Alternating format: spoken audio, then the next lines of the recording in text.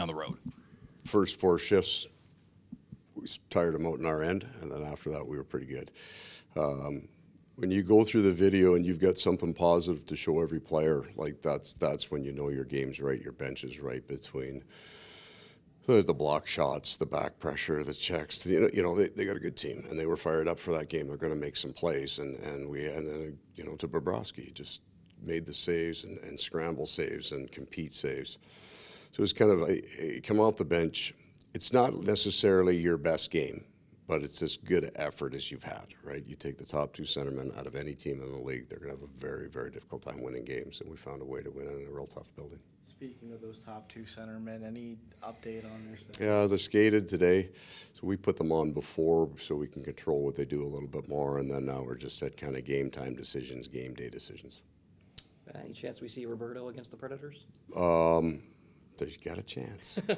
You forget like how dominant he was in the net, just on his size alone. And he gets into the net, and then you start to have flashbacks of games that he's played. Like, he's just a Hall of Fame player. It's fun to have him come out and first 15 shots were muffins, right? Nobody went. And then Radko went down, scored. I think he apologized after, but it's funny, the presence of Roberto Luongo in the net was good. He had some fun. It was a good way to give Bob a little bit of rest, and it was fun to watch. Radko told us he was pretty excited about that. Well, no, we got it on video. We're sending it to him. It's what do they call it? Fungible tokens, NFTs. Yeah, why wouldn't he be?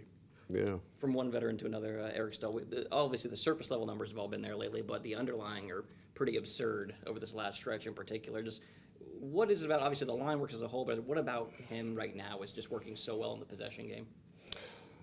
Well, he built it, right? Took a year off, came into camp, and has just worked his ass off every day. So he is in far better game shape. He wasn't out of shape. You just have to play the game, right? So, and then what he did is he built that line. So he grabs those 2 guys, and they start really defining how they're going to play. So they don't try to play like the other lines. They've got really good speed with Lomberg.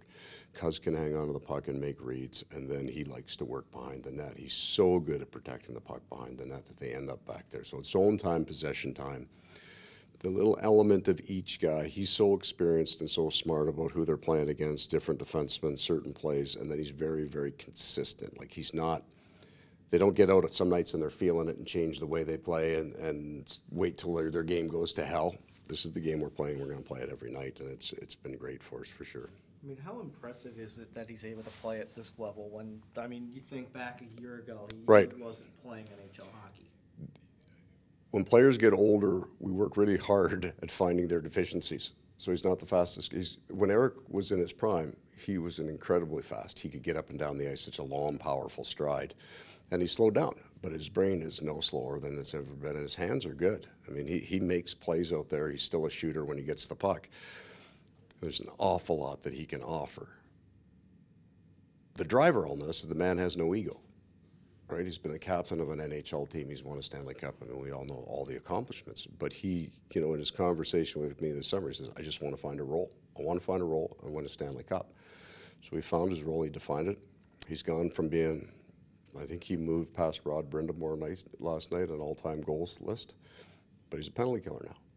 And he's fine with that. So he found a role, decided he wanted to become very good at it, completely changed the things that he used to do on the ice compared to what he does now. He changes his acceptance level and goes out and does it. He's got no ego. He's just trying to win hockey games. I mean, how important is it for a group? I mean, you forget full of a lot of younger guys for them to have a guy like that in the locker room as they're trying to become a playoff competitor? Well, we've been lucky here, right? We've had Patrick Hornquist, who would have shown all those young guys the level that you work at. And then I think with Eric and Mark, just a love of the game, a respect for the game, how hard you have to work to be good at it, regardless of what age.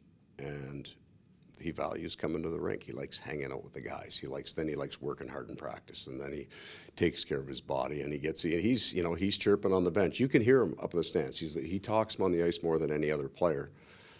All of these young guys get to listen and learn.